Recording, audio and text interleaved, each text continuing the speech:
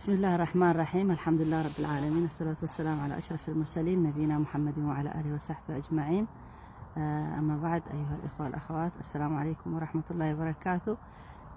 رسالتي اليوم أحب أوجهها لشعب السودان دولة وشعبا، وحقيقة يعني جزاكم الله خيرا. أولا أحب أن أقول ثانيا عن المعونات التي لا نستطيع أن نفي حقكم بها بكلمات، غير أنه نسأل الله سبحانه وتعالى أن يجزيكم عنا كل خير بما فعلتموه وتفعلوه.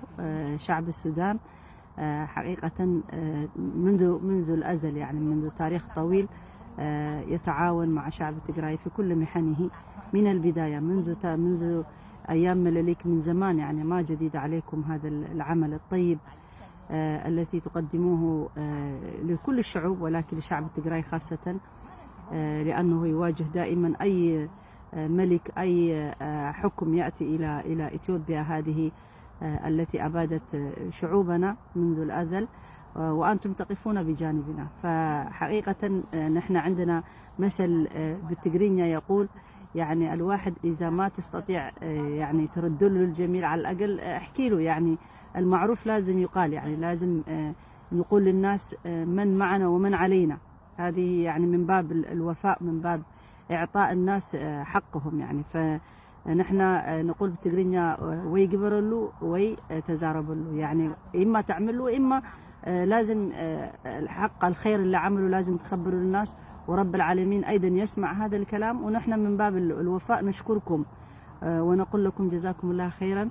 وخاصة أنه شعبنا لقى مأوى، بيت جديد في السودان. السودان ليست هي بلدنا الثاني، بل هي بلدنا حقيقة، لأنه الذي يقف بجانبك في الشدة هو الإنسان، أو هو المفروض الإنسان الحقيقي، ليس فقط في أيام الرخاء والسعادة، إنما الذي يقف أمامك معك أو بجانبك أيام الشدة.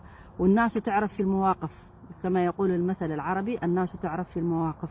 ونحن بموقفنا بما حدث في تجراي وشعب تجراي ونكبته، التنظيف العرقي الذي يحدث الآن في تجراي، وما زال شعبنا يعاني من مشاكل كثيرة جدا، رغم الانتصارات الذي فعلها قوات تحرير تجراي أو قوات تجراي عموما، لكننا ما زلنا في مشاكل كبيرة جدا. نسأل الله سبحانه وتعالى أن يعيننا على أن نتخطى هذه المحنة. فالسودان الآن كما قالوا تعاونوا ب 70 مليون من المال. يعني يكفي أنه إخواننا أكثر من 70,000 أو إلى 100,000 وجدوا مأوى يجدونه في السودان، رغم أن السودان لها ظروفها صعبة يعني في هذه الأيام، لكنكم تفعلون كل ما تستطيعون من الخير ومن العمل الطيب. نسأل الله أن يحسب لكم ويكتب في ميزان حسناتكم. أيضا أنا لا تسعفني الكلمات حقيقة لشكركم فاسمحوا لي، يعني أنا بكلماتي المتواضعة يعني حببت أشكركم باسمي وباسم شعب تجراي ككل. نشكركم جزاكم الله خيرا. يعني لن ننسى فضلكم وأفضالكم هذه في حياتنا، ولن يكون منا إلا الرد بالخير، وليس كما كثير من الحاقدين ومن الحاسدين الذين يتكلمون عن أهل تجراي وعن شعب تجراي، خاصة الناطقين بالعربية، يحاولوا أن يوصلوا سمومهم إليكم أيضا، أنه شعب تجراي كذا وشعب تجراي سيء وشعب تجراي غدار، وهكذا يقولون.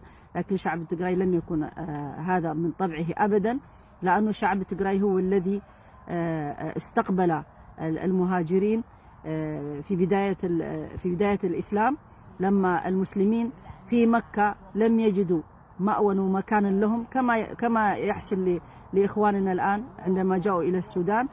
كانوا المسلمين في بداية الأمر لديهم بلد ولديهم كل شيء، ولكن تركوا كل هذه الأشياء من أجل الفرار بدينهم. فالإنسان يعاني في هذه الدنيا مشاكل من أجل دينه، من أجل كينونته، ومن أجل هويته، ومن أجل أشياء كثيرة جدا، يعني قد تكون سياسية، قد تكون دينية.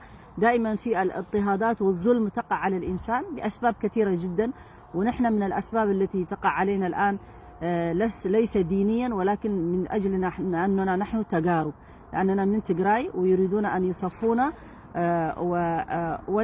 ولن تكفينا هذه الدولة الإثيوبية التي حاولوا أيضا التجارب ترقيع هذه الدولة وجعلها دولة مستقرة ودولة مزدهرة، لكن مع الأسف هم أول الناس من تخلوا أو عضوا من فعل لهم الخير من التجارب الذين حاولوا أيضا إخراج إثيوبيا من ما كانت عليه. كما تعلمون أهل السودان، أنتم تعلمون كيف كانت إثيوبيا وكيف صارت، واتهموا الشعب التجراي كله ككل، ليس فقط الجبهة، إنما الشعب التجراي ككل حاول إبادته وما زالوا يحاولون، ويخرجون بجنود. كما تعلمون جاءوا بجنود ومعونات من قبل إريتريا، من قبل الصومال، من قبل درونات الإمارات يعني. والآن كما تعلمون يحاولون أن يكثفوا جهدهم من أجل إبادة شعب تجراي الذي تبقى، لكن يمكرون ويمكر الله والله خير الماكرين. يفتكروا أن هذا العمل يحق لهم أنهم يعيشون ويبيدون غيرهم، فهذا عمل شنيع لا يقبله أي إنسان، أي إنسان كان له دين أو ليس له دين، من له إنسانية لا يقبل بهذا الشيء. لكن رأينا أن شعوب إثيوبيا ومن حولها تعاونوا على هذا الشيء، وخاصة السياسيين والعلية الأقوام منهم، ولكن أيضا حتى الشعوب تبادرهم بهذا الرأي. ونحن نعلم أن السودانيين في كل المنصات التي فيها سوشيال ميديا، من كلاب هاوس، من تويتر، من الشرفاء من الناس، منهم حتى الصوماليين مثل سعيد راشد، راشد سعيد أعتقد اسمه، هذا الأخ الصومالي الذي أيضا نشط في تويتر.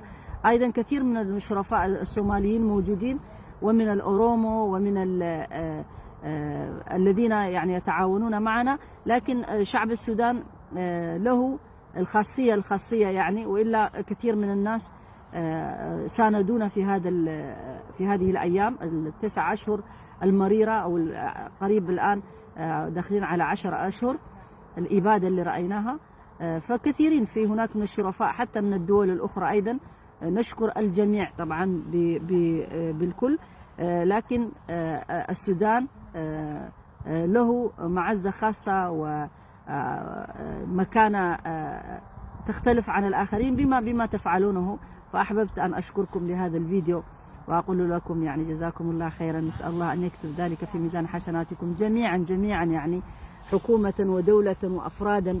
حقيقة نحن رأينا أن شعب السودان شعب قريب إلى الفطرة، يعني التي فطر الناس عليها. الآن الناس خرجت عن فطرتها، ليس لأنه متدين، بالعكس هناك من المتدينين من أصبحوا أكثر الناس شرورا، يعني يتمنوا الشر للناس، ونحن نكشف هذا الشيء.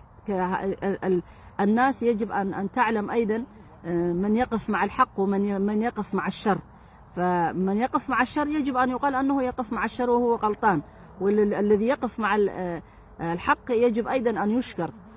هل يستوي الذين يعني ما ممكن، حتى القرآن يقول هل يستوي الذين يعملون الخير يعني ما يعملون الخير؟ ما ممكن يستوون، يعني ما ممكن اللي يعمل الخير واللي يعمل الشر، أو اللي يساعد على الشر واللي يعين على الشر يكون يعني نفس المكانة الذي يفعل الخير. لأن ربنا قال وتعاونوا على البر والتقوى ولا تعاونوا على الإثم والعدوان. كثير من الناس الآن تتعاون على الإثم والعدوان، كثير من الناس تستعمل كلماتها، تستعمل أقلامها، تستعمل إعلامها من أجل إبادة شعب تجراي، وأنهم يفرحون لهذا الشيء، وأنهم يتمنون أن يروا هذا الشعب أبيد حتى يرتاحوا هم، حتى يعيشون هم. يعني بأي حق، بأي منطق يتكلمون؟ لا، ما أعلم، أنا ما أعرف يعني. ويتهمون أن الإسلام بريء من هذه الفكرة. الإسلام بريء من هذه الفكرة، والإسلام يقول أن الأمر بالمعروف والنهي عن المنكر شيء أساسي عندنا في الدين، ويجب أن يقال لأهل الحق أنهم يعملون الحق، وأهل الشر هذا لا يجوز أن يعملوا هذا الشيء، وليس فيه أي انحياز سواء كان للعنصرية سواء كان لدولة، إنما هو الحق أن نقف مع المظلوم، وأن نقف ولا نقف مع الظالم. لأنه الرسول صلى الله عليه وسلم عندما دعي لحلف الفضول وهو شاب لم يكن نبي، فيما بعد أخبرنا أنه لو دعيت لمثل هذا الحلف الفضول لذهبت إليه. الحلف الفضول إيش هو كان؟ أنه تعاونوا على أنه يعني ينصر المظلوم ويأخذ من حق من الظالم يعطوه للمظلوم، إنه حتى الناس لا تقتل لا تسرق، هذه الأشياء كلها اللي ديننا وكل الأديان تكلمت عنها. فالرسول صلى الله عليه وسلم أخبر بهذا الشيء، وأنه الذي يقوم من أجل خدمة الناس أعماله بتكون يعني لها أجر كبير جدا يوم القيامة، ومن فرج يعني كربة من كرب أخيه فرج الله من كربه يوم القيامة. فبالتالي نحن شعب تجراي هو شعب النجاشي الذي استقبل المسلمين في محنتهم أيام الهجرة الأولى والثانية، واستقبلهم رغم أنه أهل قريش جاءوا إلى النجاشي أخبروه أن هؤلاء شرذمة، يعني ناس ما لهم أي قيمة، زي ما بيقولوا لنا ناس كثيرين إلنا الآن، يعني أنتوا شرذمة، أنتوا ما لكم قيمة، أنتوا ما أنتوا كذا، أنتوا ما نعتبركم بني آدمين، يعني يتكلمون بهذا الكلام احنا نسمعهم كل يوم. فهم قالوا لهم هؤلاء شرذمة من قومنا جاءوا نحن نحتاجين نرجعهم إلى مكة، لكنه أبى النجاشي الذي قال فيه الرسول صلى الله عليه وسلم النجاشي فيها هناك في اذهبوا إلى الحبشة فإن فيها ملك عادل، فيها قال ملك عادل لا يظلم عنده أحد، يعني الملوك العادلين الشرفاء المسؤولين العادلين هم الذين ينقصوننا في هذا العالم. النجاشي الرسول صلى الله عليه وسلم يعلم أنه كان نصراني، يؤمنون بالنصرانية. احنا عندنا في تجراي النصرانية جاءت لأول مرة في تجراي، واليهودية جاءت لأول مرة في تجراي، والإسلام جاء لأول مرة في تجراي، ثم انتشر بعد ذلك إلى أفريقيا كافة. ولا يمكن أن ينكر إلا حاقد هذا التاريخ، لأنه كما تعلمون أرض الحبشة كانت تمتد إلى اليمن، لم تكن ما تسمى الآن بدولة إريتريا لم تكن موجودة أصلا في البداية، كلها أرض الحبشة أرض تجراي كانت. وجاءوا المسلمين إلى أن ينقذوا أنفسهم إلى تجراي وقبلهم وعاشوا هناك، والضريح النجاشي موجود في تجراي، والصحابة أيضا موجودين في تجراي.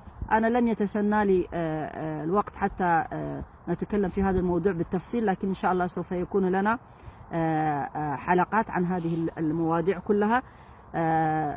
فبالتالي أهل تجراي هم أهل الوفاء أيضا، يستقبلون الناس من كل مكان ولا يتعاملون معهم إلا بالخير.